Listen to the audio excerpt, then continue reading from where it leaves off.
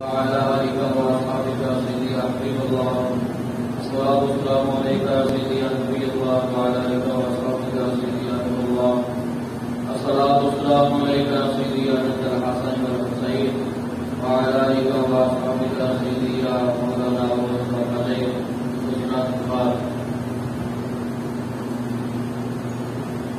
سورہ النساء کی آیت نمبر 4 تلاوت کرنے کا کی ہے. یہ چوتھا سپارہ ہے اور اس کا 12واں رکوع جاری ہے.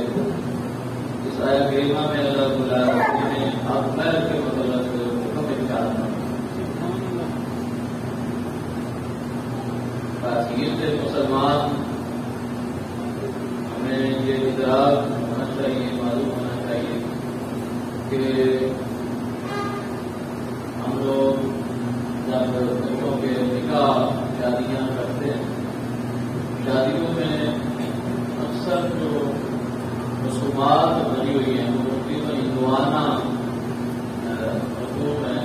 ہندوؤں کی بنائی ہوئی رسمیں زیادہ ہیں ہماری شادیوں میں، اگرچہ پاکستان بنے ہوئے اب 70 سال سے زیادہ ہونے والے ہو چکے ہیں، اس سے زیادہ ہو گئے.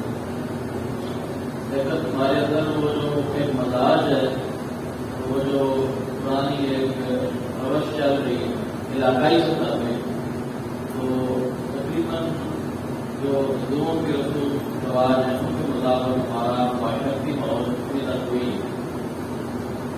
شادیوں میں بھی آپ لوگ دیکھتے ہیں جب آپ ولیمہ کے نام پہ کھانا بناتے ہیں اس میں بھی آپ ہم سب بلکہ سنت کا خیال نہیں کرتے ہیں. اس میں بھی طرح طرح کے ڈشیں جو ہے اس کا انتظام کرتے ہیں. لیکن کسی غریب کو اگر مانگنے کے لیے خود سے آ بھی جائے اسے بھی سب سے آخر وہ جھوٹ موٹ جو ہوتا ہے وہ دیتے ہیں کہ بھی مہمان کھانا کا احباب ہے. جبکہ نبی کریم صلی اللہ تعالیٰ علیہ وسلم آپ نے خیال فرمایا کہ سب سے برا ولیمہ وہ ہے کہ جس میں غریبوں کو دعوت نہ دی جائے. ہم بجائے غریبوں کو بلانے کے اگر غریب خود بھی آ جائے تو ہم اسے بھی کھانے کے لیے باعزت طریقے سے کچھ دینے کے لیے تیار نہیں ہوتے. یعنی کہ یہ تو وہ بات ہے کہ جو سنت ہم پوری کر رہے ہیں کہ ولیمہ اگر یہ سنت ہے لیکن وہ بھی ہم سنت طریقے کا نہیں کر رہے. اس میں بھی ہم نمود و نمائش اور دنیاوی معاملات دیکھتے ہیں، شادی برتن اسلام کا وہ دیکھتے ہیں. اللہ رسول کا حکم ولیمے میں بھی ہم سے کچھ ڈال دیتے ہیں. کیا ہی اس میں برائی ہے کہ اگر اس میں غریبوں کو بلا لیا جائے اور آپ پورے بندے کو نہ اکٹھا کریں.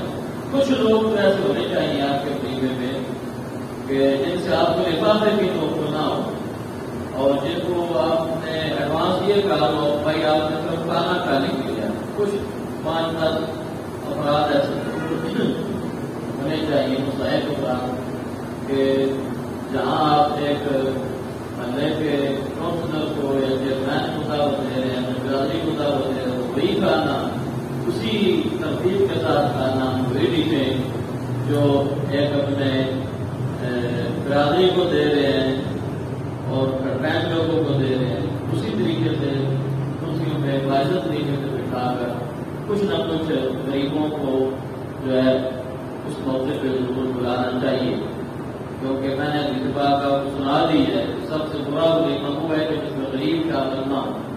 لہٰذا کوشش کریں کہ اپنے ولیمے میں غریبوں کو بھی کچھ نہ کچھ تعداد میں شامل کریں. ایک یہ تو بات ہے سنت کی کہ ہم سنت کس طرح پورا کریں. باقی اکثر جو ہماری رسومات ہیں اس طرح کے آپ دیکھتے ہیں مہندی کی رسم کس طرح ہوتی ہے یا بارات کس طرح سے جاتی ہے یا پھر ولیمہ ہی جس طرح سے ہم کرتے ہیں، تو یہ ساری چیزیں ہدایت کر رہی ہیں.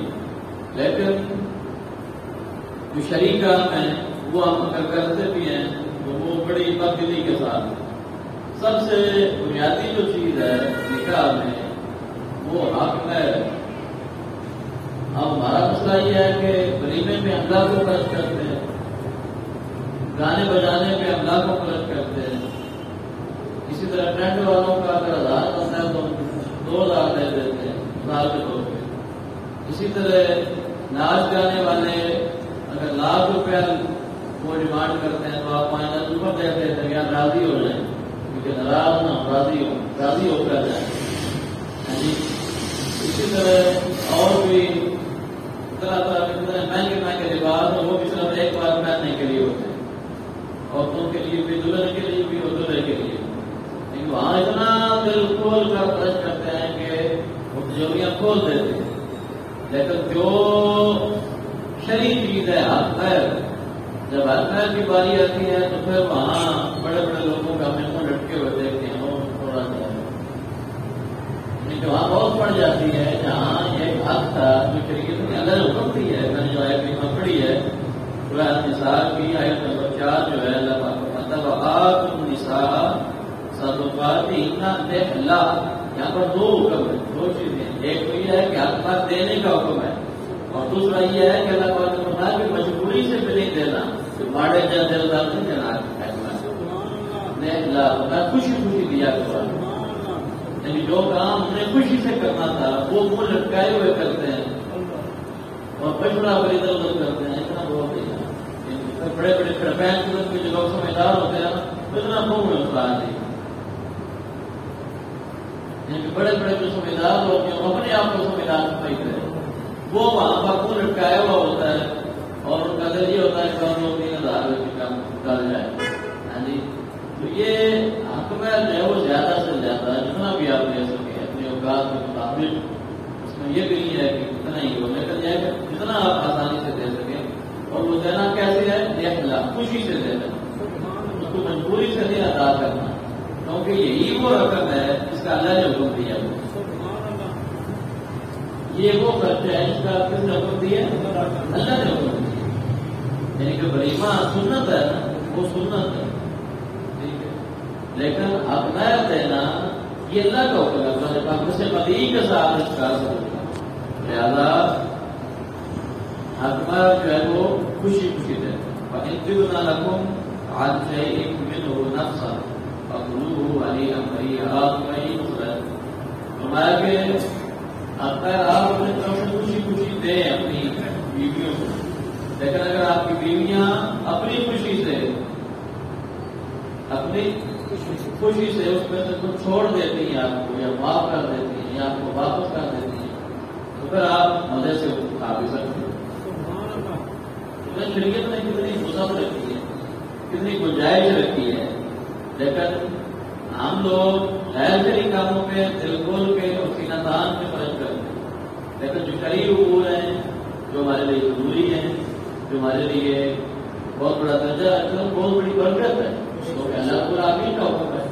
اور یہ ایک بات یقینی ہے، یہ کہ آپ جس طرح کہ یہ بات ہے کہ جو کام بھی جس کا حکم اللہ نے دی ہے،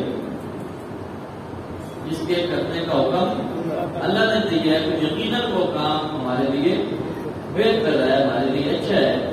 اور جس کام سے اللہ نے منع کی ہے اس سے باہر آنا بھی ہمارے لیے بہتر ہے اور اچھا ہے.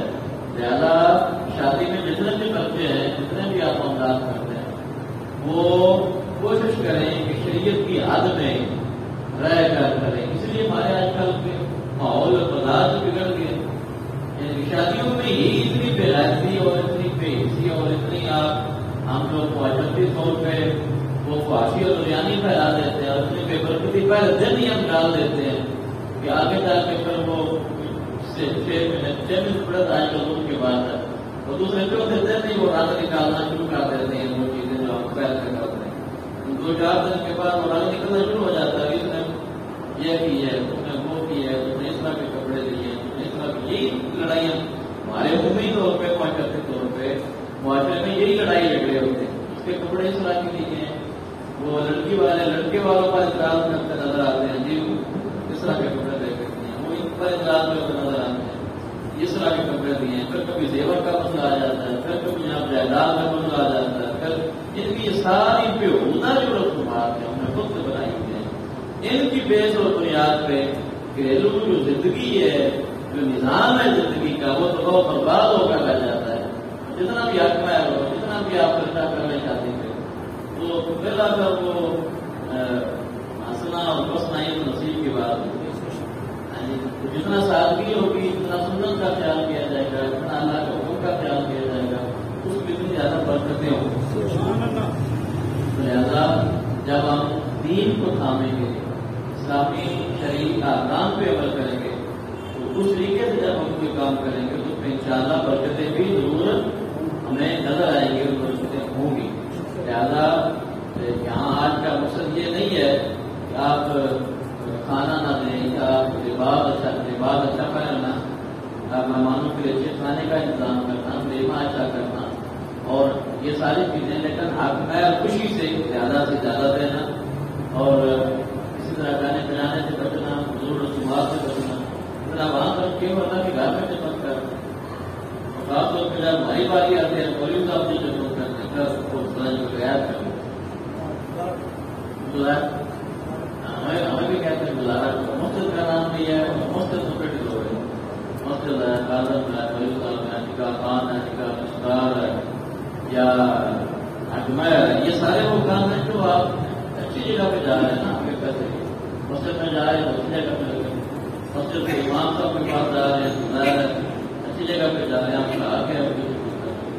کاظم صاحب دے رہے ہیں تو اس کا حکمیر ہے تو آپ کی بیوی کا حق ہے جو اس نے پوری زندگی آپ کے ساتھ گزار ہے.